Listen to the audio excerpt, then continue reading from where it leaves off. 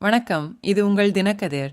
தமிழக விவகாரங்களுக்கான பாஜக தேசிய இணை பொறுப்பாளர் பி. சுதாகர் ரெட்டி வியாழக்கிழமை கூறியதாவது: கள்ளக்குறிச்சியில் நடந்த சோகத்திற்கு முதல்வர் ஸ்டாலின் தார்மீக பொறுப்பேற்க வேண்டும். மதுவிலக்கு துறை அமைச்சர் முத்துசாமியே அமைச்சரவையில் இருந்து உடனடியாக நீக்க வேண்டும் என்று அவர் வலியுறுத்தினார். இந்த சம்பவம் குறித்து பதவியில் இருக்கும் நீதிபதி மூலம் விசாரணை நடத்தப்பட வேண்டும் என்றும் ரெட்டி கேட்டுக்கொண்டார்.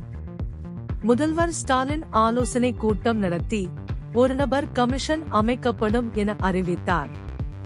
ஓய்வு பெற்ற சென்னை உயர்நீதிமன்ற நீதிபதி பி. கோகுல்தாஸ் தலைமையிலான இந்த ஆணையம் இதுபோன்ற சம்பவங்கள் மீண்டும் நிகழாமல் இருக்கவும், சமீபத்திய இறப்புகளுக்கான காரணங்களை ஆராயவும் நடவடிக்கை எடுக்க பரிந்துரை செய்யும்.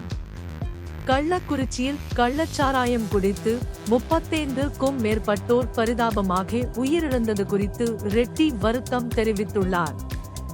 ஆளும் கட்சியின் திறமையற்ற மற்றும் ஊழல் நிறைந்த ஆட்சிக்கு இந்த சம்பவம் ஒரு கொடூரமான உதாரணம் என்று அவர் விமர்சித்தார்.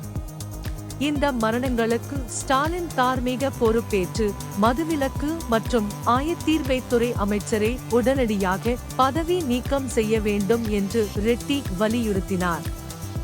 ரெட்டியின் கூற்றுப்படி 2026 சட்டமன்ற தேர்தலில் 200-க்கும் மேற்பட்ட இடங்களை வெல்வதை இலக்காக கொண்டு கருத்து கணிப்புகளில் அதிக இடங்களை பெறுவதில் முதலமைச்சரின் கவனம் முதன்மையாக உள்ளது. மக்கள் பிரச்சனைகளுக்கு தீர்வு காண்பதை விட கட்சியின் செழுமைக்கு ஸ்டாலின் முன்னுரிமை அளித்து வருவதாக அவர் குற்றம் சாட்டினார்.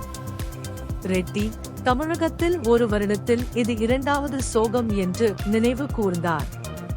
பதவியில் இருக்கும் நீதிபதியை கொண்டு விசாரணை நடத்தவும், சட்டவிரோதமாக அரக்கு காய்ச்சுபவர்கள் மீது கடும் நடவடிக்கை எடுக்கவும் மாநில அரசு உத்தரவிட வேண்டும் என்று வலியுறுத்தினார். இது உங்கள் தினக்கதிர். நன்றி.